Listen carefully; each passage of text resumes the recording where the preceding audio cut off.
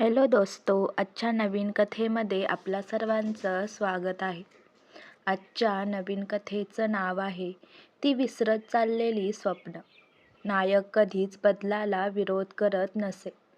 तो असं करू नकोस, तू चुकतेस असं काहीच म्हणत नसे.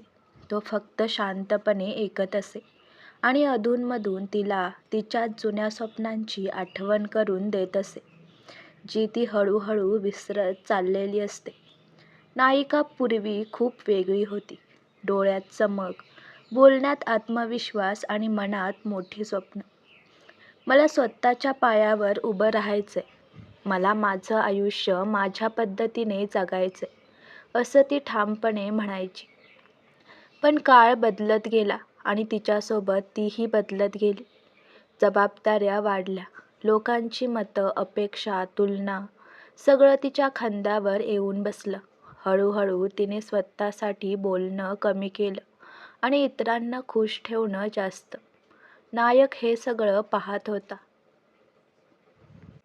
पण तो कधीच तिला थांबवायला गेला नाही, कारण त्याला माहीत होतं बदल बाहेरून थोपवता येत नाही, तो आतून समजायला लागतो. एकदा ती थकलेली दिसत होती. डोळ्यात पाणी नव्हतं, पण चमकही नव्हती. ती म्हणाली, आता स्वप्न वगैरे बघायचं वय नाही. जे आहे ते स्वीकारायला हवं. नायक काही क्षण शांत राहिला. मग हलक्याच आवाजात म्हणाला, आठवतंय का तू म्हणायचीस, स्वप्न पाहणं हे वयावर अवलंबून नसतं, मनावर असतं. ती थबकली. तो पुढे काहीही उपदेश करत नव्हता, फक्त आठवण करून देत होता. आठवतंय का तुला लिखाणाची किती आवड होती? तुझी वही तू कुठे ठेवली आहेस? एकेकाळी तुला भीती नव्हती, अपयशाची नाही, लोकांच्या बोलण्याचीही नाही. ती ऐकत होती आणि हळूहळू तिच्या मनात एक वेदनादायक प्रश्न उमटत होता. मी कधीपासून स्वतःपासून इतकी लांब गेले? त्या रात्री तिने खूप विचार केला. नायकाने तिला काहीही सांगितलं नव्हतं, पण तिला स्वतःशी संवाद साधायला भाग पाडलं होतं. दुसऱ्या दिवशी तिने कपाट उघडलं. जुन्या वह्या, अपूर्ण लेख, विसरलेली स्वप्न सगळं समोर आलं. डोळ्यात पाणी आलं. पण यावेळी ते कमकुवतपणाचं नव्हतं, ते ओळखीचं होतं. ती नायकाला भेटली. म्हणाली, तू मला कधी थांबवलं नाहीस, पण मला हरवायला देखील दिलं नाहीस. तो हसला.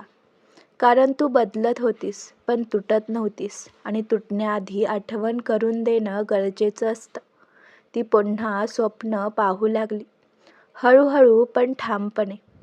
आता ती बदलाला घाबरत नव्हती, कारण तो बदल तिच्यामुळं स्वप्नांशी जोडलेला होता.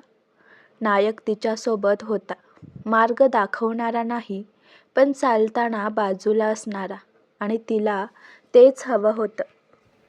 आजची कथा आवडला असल्यास व्हिडिओला लाईक करा, चॅनलला सबस्क्राईब करा आणि कथा कशी वाटली हे कमेंटद्वारे जरूर कळवा. व्हिडिओ जास्तीत जास्त शेअर करा.